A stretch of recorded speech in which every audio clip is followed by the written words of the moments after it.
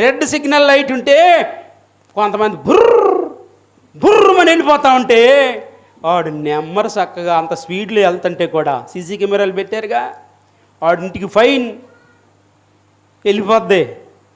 ఈసారి దొరుకుతాడు కదా, వాడు బండిని వాడిని పట్టుకొని వాడు సిగ్నల్ జంపు చేసినందుకు వాడికి శిక్ష ఉంటుంది. తెలుసా మీకు? నేను ఒక మాట చెప్తున్నా, ఈ లోకములో ఫైన్ వేసి విడిచిపెడతారు, కానీ ఆయన సెలవు లేకుండా ఈ మార్గంలో వెళ్ళటం అనేది నీ వల్ల కాదు.